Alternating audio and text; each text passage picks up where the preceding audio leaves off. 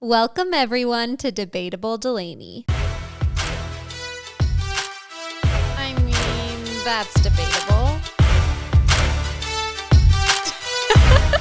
Now that's debatable. Caroline joins me once again. Oh my gosh. Hi, everyone. Back at it again. Back at it again, baby. I missed you terribly. I know. We've got some boys on the podcast. Ever What's since happening? you left, it's been all boys, Caroline. Oh my gosh. And how has it been? How's the viewership? The boys did bring the thunder. They kind of dropped the gauntlet down, and now you have to return a response. I know. I'm so glad to have you back with me.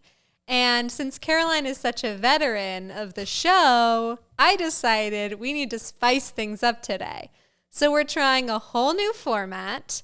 And if you're new to the show, I kind of wanted to reiterate what this show is all about before explaining this new segment that we have. So I basically started this show because I feel like the world is so black and white right now, and people are either right or wrong, and there's no in between. There's no gray area, and people are just taking life too seriously. And I think there's so much in this world to laugh about. It's okay to have a difference of opinion, and sometimes it's okay to play devil's advocate and just stir the pot. So Stir the tea. So we're here to laugh for the next 30 minutes, throw out crazy takes, and just try to debate and have fun. And so in this new format of the show, we have a new segment called Relatable or Debatable. I love that. Thank you. So in this new segment, we are going to each throw out hot takes, and then the other one has to respond in a spontaneous debate. So it's a chance for us to throw out our craziest takes, and then you at home can decide if it's relatable or debatable. The viewers at home. I love that. Good. I'm so glad. So I think we each prepared a couple hot takes. Do you want to start us off with your hottest take? Ooh, my hottest. You know, I always go first, Delaney. I think you should kick us off. Okay. I'm okay with that. Okay, let's see what to begin Odds with. we have the same one. Definitely zero. Definitely zero. What do you think? I think that if we have the same one, we both need to take a shot. That's a great idea. I'm going to start off with sunscreen is not important.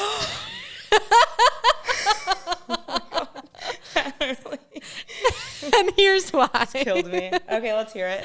Sunscreen wasn't invented until 1938. There was so much living before then. What were people doing for the thousands of years before sunscreen was invented? Okay, that was definitely kicking us off hot. I mean, this is a joke. I think it was invented for a reason. People were dying of skin cancer, which is extremely dangerous.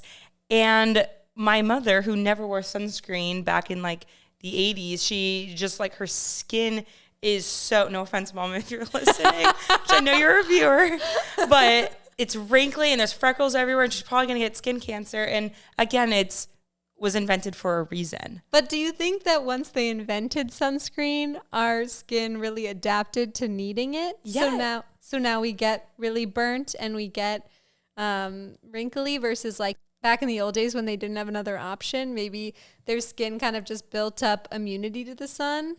No, I think we just always needed it. And I think back in the day also they didn't have as like sophisticated healthcare, that they didn't know what they were dying of, and they probably were just dying and they had terrible wrinkles.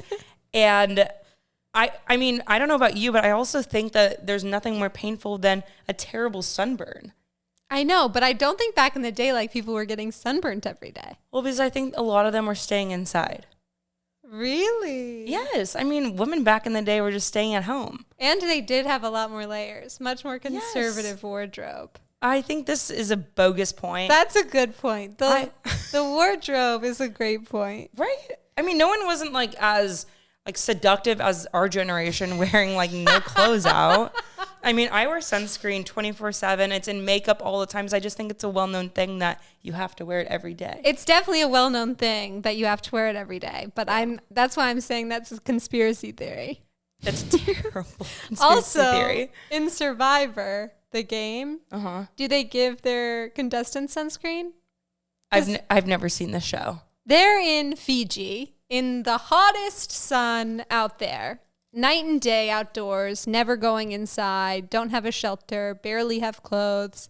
And the Survivor rules say that they're not given anything except for the clothes on their back and like some rice. And they're not getting sunburned. Well, I think the people that go on Survivor are just built different. So they're not your average Joe. So they're built different to not need sunscreen. I don't know why it's such an ick to me, though, when I'm thinking about sunscreen.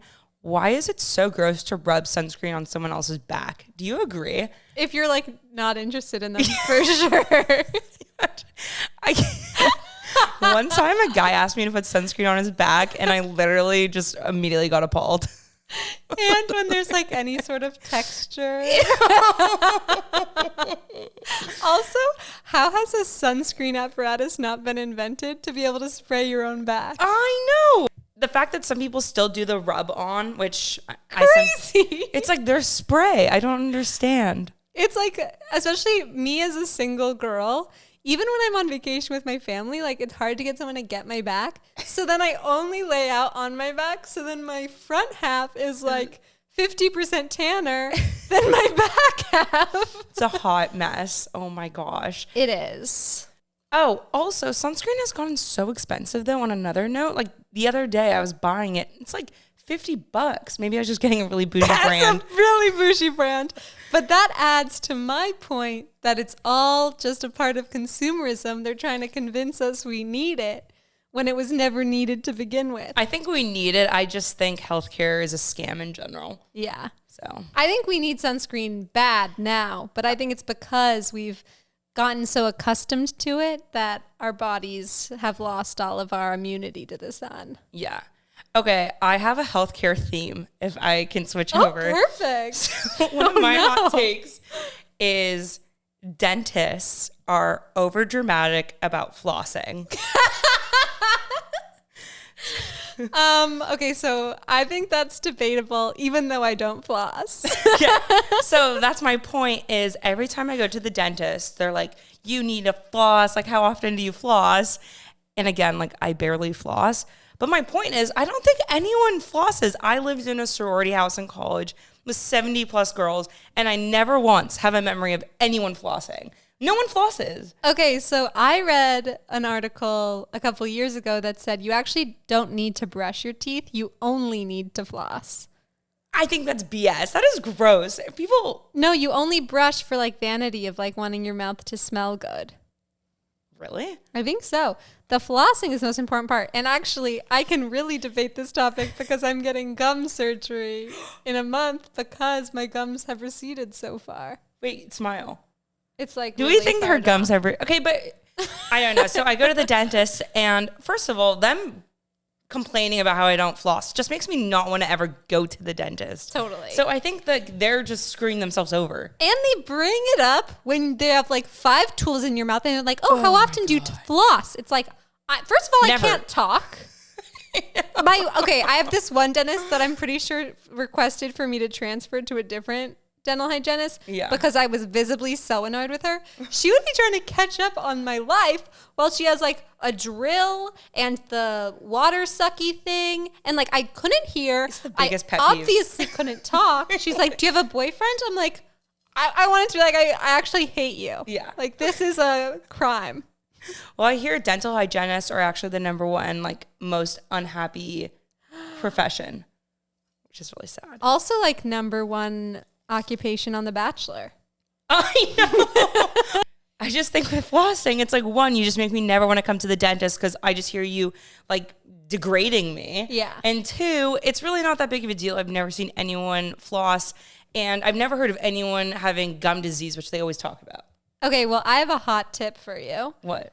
They always ask you if you floss, and you know that they know that like they're like suspicious that you do looking at your teeth. But most like teeth and gum issues are genetic. So you can just be like, yeah, I floss every day. And they're like, oh my God, you have this like, you must have a really bad genes of having like recession. Did you guys know that? I didn't know that. I know, well, because they're always flossing and it starts bleeding everywhere. And they're like, yeah, we know you don't floss. Anyways, I think they're dramatic. Yeah. I mean, I'm never gonna be a flosser every day, but I understand people who are. Yeah. Yesterday I had to floss because I had stuff stuck in my teeth. And it was like very hard for me to get like the right angle. Yeah. I don't know how people do that every night. I also think I've never once been commented on my breath. So. Do you think you would have been if you had bad breath? Actually, I don't know. Sometimes I'm nervous that I have bad breath. I think it's fine. We'll see. Interesting. Okay, that was a good one. Okay, passing it over to you. Okay, I'm going to go with things going wrong in your life brings you more joy than everything being even keeled. I agree. Good. What, relatable? Relatable. So how does this work now? You need bad stuff to spice up your life. Spice up your life? Life is so boring if everything's going great. If everything's going phenomenally, like you get discovered by a talent agency one day, then someone asks you if you're a model the next day, then you win an Oscar the next day. Like, that would be amazing. Boring. That would be amazing. No, I'm saying that would be exceptionally cool. But if you're just like living an even keeled life of like, oh, I did a good job today, and then I found a parking spot, and then the groceries that I was about to buy were on sale, then I'm like, oh my God, gag me, throw up. Ew, boring. I live for the drama. I need things to go wrong so I have content to talk about. Totally. Otherwise. Relatable. Otherwise, it's like, what do you talk about when you hang out with your friends? You talk about your mishaps. How do you make people feel bad for you? Be like, oh my God, I accidentally was off mute on my Zoom call and I totally shat on the call. So funny. Yeah. Now you can hit me with one. Okay. Sarcasm is the worst personality trait. Interesting. I like that hot take. I do think sarcasm's a very like middle school trait. Do you know a lot of people that are sarcastic? It's the worst. I literally hate sarcasm more than life. I mean, do you want me to get onto my tangent? Is there like a celebrity that's sarcastic? That I'm trying to think of sarcasm. I just think of like sitcoms, like terrible jokes like, that aren't funny. Like Aubrey Plaza's very sarcastic. Yeah. Okay, I like Aubrey Plaza, so I don't know Debatable. why I'm thinking like Adam Sandler to begin with. Just like I don't think Adam Sandler's sarcasm. I don't know. Okay, so wait, you relatable or debatable? I think debatable because I really like Aubrey Plaza. And I think that there's so much sarcasm in like Parks and Rec and The Office, which I find like so funny. If it's someone's entire personality and like you can't have a normal conversation with them, then obviously that's relatable. Yeah. But if someone just like uses sarcasm for humor, like I think that's funny. I think it's not. I think there's... I almost put The Office as the worst show on my... Stop it! Stop! Just like... and Harry Potter, but I was like, I don't even want to open that can of worms. God. But I feel like no, I was just shot in my I just own think home. sarcasm, it adds no value to the conversation. I think it's for people who just aren't naturally funny, so they're just going for the obvious joke that kind of just shuts down the conversation. You're just like, okay, yeah. Like, wait, I feel like I'm sarcastic sometimes. Yeah. Well, a lot of my friends are, and so now you all know how I truly feel. Sorry, y'all. I think it's funny if like so I think what's funny about it? I think sarcasm works when you're calling out someone else's lack of self-awareness. You could do it in a wittier way. Like, I prefer someone who's witty over sarcastic. Sarcastic's like, it's like anyone could have guessed that joke. Give me an example of a sarcastic joke. Like when a waiter comes over, did you like your meal? And then the guy's like, I hated it. And there's like an empty plate. Like, that's so bad. That's horrible. That's really bad. That's like what I picture when I think of sarcasm. Literally a guy on Hinge. I think it's funny though if like let's say that you were having a conversation with me and you were like, oh, I really want to go to the Nutcracker. Which I do. I texted you that. No one responded to our group chat. I was like, does anyone want to go to the Nutcracker? And someone was like, you mean like the ballet? So, what else? So like, given the context clues, you know that none of us are interested because none of us have responded. So I think it'd be funny if like in a couple of days, I went up to you and I was like, you know what I've been really meaning to ask you? I'm dying to go to the Nutcracker. That's funny. Okay. So maybe that is funny because you're kind of teasing the person. Yes. So I think teasing and like, I don't know. Maybe I'm thinking of more like dad joke sarcasm. Yeah. You know what I mean? I think dad jokes as a personality trait is not good. So bad. Especially when it's like you can do one dad joke. Like that's totally fine. Like I make some dad jokes. But to be constantly doing that and be like, I'm just such a nerdy guy. It's like, okay, like I'm not interested in that. Like that's fine for you, I guess. I don't know who you're trying to attract. A little girl? When guys make being a dad and dad jokes their entire personality. Dad bod, dad jokes? Oh. Are we like into pedophilia now? Like it's gross. And you're like 23. It's like, wait, dude, you were like just Disgusting. a kid. That's funny. Okay. So sarcasm, I guess That's relatable and debatable. Yeah. It's a mix. Depends on the execution. You won't be seeing me with a sarcastic guy, though. You're sarcastic sometimes, too. What? No, I'm not. Yes, you are. That means I'm not funny, is what she's saying. Maybe. My next hot take is that recess was the most important class Oh, my God. in school. That is so funny. I almost put that I hated recess in school. I was going to say we almost had to take a shot, but opposite. No. I almost put like the exact opposite. So this is extremely debatable. I think recess is the most important class in school because, first of all, it teaches you street smarts, which is the most important thing you need to learn as a grown-up, is how to deal with people, learn that some people are scumbags, some people want to be your friend, and learn how to kind of weave through life, knowing who to trust, who not to trust, and how to be it's like that book, How to Win Friends and what is it? I don't know. How to Win Friends and Manipulate Them. I don't remember what the book is called. But it's very much that vibe of like, you just learn how to live life on the playground. And I don't use science anymore. I barely use history. I guess I learned to read, which was good. I'm not using much that I picked up in school. I couldn't disagree more. Okay, so... But I also think that I'm more book smart than street smart, so this might be where it stems from. I thought you were going to say, I also think I'm more book smart than you. So that which is probably true as well. Okay, so I think I always hated recess and I always hated summer break. And I almost put that I hate summer break, and I don't think it should exist. But that's crazy. I hated summer break and recess because it's like, let's just whip out the school. Let's get it through. I way rather have just like gone 5 straight hours of school and then gone home early. I think it forces relationships with people you don't really maybe like mingle with, especially if you go to a small school. It's like, I only have so many people to choose from. I don't really want to talk to anybody. I'm not that social. I'm not a huge extrovert. Like, I don't want to talk to anyone. Wait, who would you... So let's say your dream came true and you went to school for 5 hours and then you went home. Then you're just hanging out by yourself? Go to a hobby. By yourself? You're not going to ever make any friends?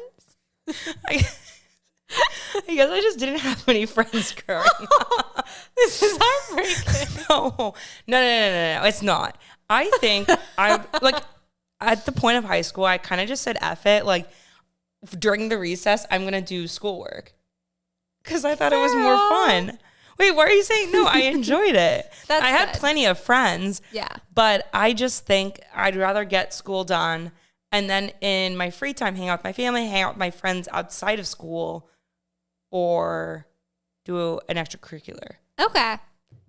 I will say, like, the queens and the kings of the playground that I remember they're not doing very much with their life these days. You know? Yeah. Is that you? Like, interesting. Interesting take. I'm not sure I agree. As I'm like about to be jobless. This is a good one, though. Any other takes before we move over to a new topic? No. Go ahead. That was a good one. Okay, so on the school theme that we're on, I'm going to go on to my next point, that I think high school sweethearts only stay together for the clout and the title. There's no way you're still in love with a person from like age, 14? And I think you just are like, oh, it's okay. Like, I'm just going to stay with them. Like, I'm the high school sweetheart. And you just have like put that on yourself. There's just no way. Okay, so I think that's debatable. I don't think they're still together for clout, but I have a similar hot take that I think, so people always tell me like you grow the most in relationships. And you definitely learn about relationships. You learn about like empathy and how to treat people and how to like be yourself with someone there all the time. But I think that being in relationships actually really stunts your growth. Oh. Because you're growing with someone and you're never going to like make any big moves for yourself.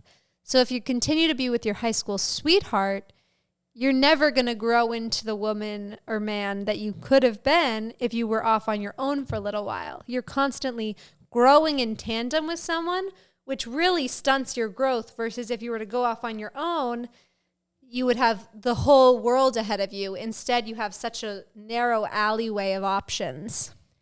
I completely agree. I think high school sweetheart, it's like you're just being comfortable. Yeah. But I know that people, when I say that, they will like debate and say, you know, like to your point, the right person will like not change your trajectory. They'll help you grow. So what would you say to that person? I don't think that like in my situation, the partner's meaning to stifle any sort of dreams or aspirations. Yeah. I think that when you're with someone and you're really content in that relationship, you don't feel the need to look for other aspirations because you're so happy and content with that person. Yeah. I always feel like in the world you have a pie and some of the pie slices are like family, friends, romantic relationships, job, hobbies. And as long as like half of the pie slices are filled, you don't really think about the other ones. Yeah. Like if you're really happy with your job and your friends, then you probably aren't too worried about like a romantic relationship. And so on and so forth. And so if you have like an amazing relationship that you've had since 14, I don't think you're like, oh, I think I'd be a lot happier doing this. I think you're like, oh, I'm so happy with him and I love my friends. And so like I'm living a happy life. Completely agree. Because a lot of my friends in relationships, they just don't value friendships as much as like my single friends do. Yeah. So that's like a good way of looking at it, the pie. Yeah. Take notes. Yeah. So what do you think is the appropriate age to get married? Ooh, honestly, 30. What about you? Anything after 30? Yeah. So would you rather get married at 23 or 45? Probably 45. Because I think even like the past 5 years alone, because I'm 25, like I've learned so much about myself and what I value in a partner is so different that I can't imagine what it's going to be like in like 5 or 10 years. Yeah. I mean, the only issue for being a woman is just like the egg situation. Yeah. What about you? Yes, I agree with you in my mind, but my heart knows that if I'm like still single at 43, like it's just going to be a dark time for me. Gut wrenching. And like, well, okay. I was going to say that the options are going to be really slim, but you could get a lot of like people getting divorced, round 2 situations. Gonna be a stepmother. When do we start freezing our eggs? I think 32. Save up. Are you watching White Lotus? Yeah, of course. So good. I'm like, okay, this is a hot take on White Lotus. Ooh. This season is much more entertaining than last season. But these White Lotus shows have this reoccurring theme where the first 2 episodes are really like enticing because you're trying to figure out the mystery. And then once you get to the last couple episodes before the final episode, it's like a lot of filler. Oh my God. It's like the last episode, I honestly didn't even think was entertaining. Nothing happened. People are like doing TikToks of like, oh, there's a video camera. If you blinked, you missed it. There was a video camera recording Tanya. And it's like, I don't even care. Like nothing happened. It wasn't that deep. Make it less episodes. I know. Why are you dragging it on? You're making no content. And it's like the same thing happened in the last season. The last season was way worse. The last season, the first 2 episodes were good. And then there was 6 episodes of filler. Yeah. It's just in a pretty location. Then you're like, ah.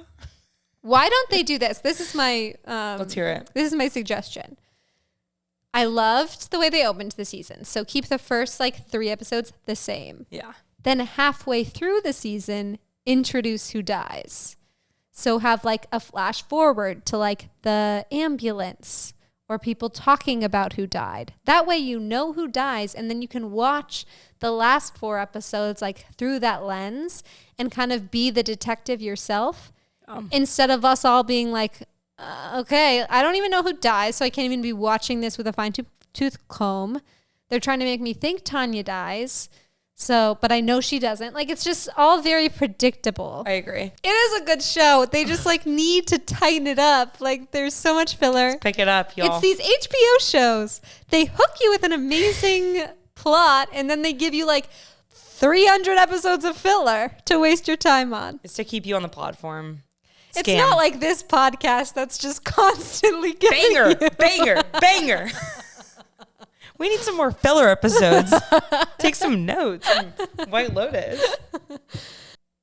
Okay, do you want me to get a little bit more like... Controversial? Yeah. Yeah, let's hit it. Okay.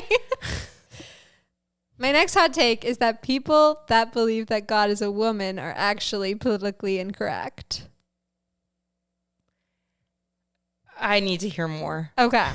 First of all, all I can hear is Ariana Grande in the back of my head. Everyone pause the podcast and throw on God is a woman. So first of all, if you've read the Bible, they make it very clear. There are he, him pronouns everywhere. Mm-hmm. So first of all, you either agree that God is a man or you believe in misgendering people. Just think.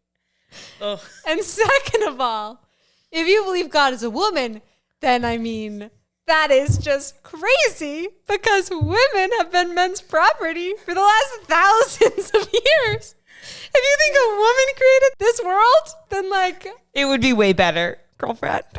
Well, it might not be better, but it would be extremely different. So I don't get, like, I understand wanting to be like, women should be in positions of power. I am totally on board with that. But making God a woman is just something I have no interest in. Like, I don't want a woman to have to take credit for all of this shit. And I don't want to just like randomly start telling people in power that they're women so that we have more empowerment. Like, women are doing an amazing job empowering ourselves. We do not need God to be a woman. Agreed. I think it makes us look better if it was a man and we're like, okay, when we're this powerful. Yeah, hell yeah. Okay, so I actually have never really thought about this at all until this moment.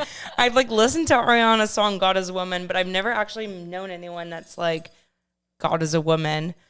Because I think I've always thought of God as just a non-gendered. I didn't realize people were putting a gender towards God. I thought God was more of like a spirit and then Jesus Christ was a man. God is a man in the Bible. I thought God is a spirit. Oh no, it's Jesus. Wait, what's the Holy Trinity? Well, it's the Father, the Christ, and the Holy Spirit. God is the Father. God, Christ, and the whole... Oh, okay. And it's like our Father, full of grace. I think, well, because Adam and Eve is what started it all, and Adam was a man. And he took a rib from Adam to create Eve. Correct. So it's all men. I just Which makes sense for the world they created, a very masculine I agree. world. I think that people are taking the gender. And I was a sociology major. I took a ton of gender courses. So I'm an ally. As am I. But I think people are taking this gendering a little too far. Like, I it's just history. think this is a weird fight for us to be making. Like, okay, we're trying to change the gender of like a spirit that might not exist. Like, this seems crazy. I think we should be debating if God is real or not. Is like what people should be debating. An interesting. You want to do it? Yeah, Impromptu. I don't think we can do that like right off the bat. That would definitely be a full episode. On that note, I think we should wrap this up. Thank you so much, Caroline. Again, this is like very much spaghetti throwing at a wall. I'm trying to figure out how to make this the most entertaining and engaging format for you guys. So let me know if you liked this new format. Comment below. Comment below. Thank you for joining me, Caroline. Always. And hopefully this has been relatable and debatable. So see you next week. I mean, that's debatable. No, that's debatable.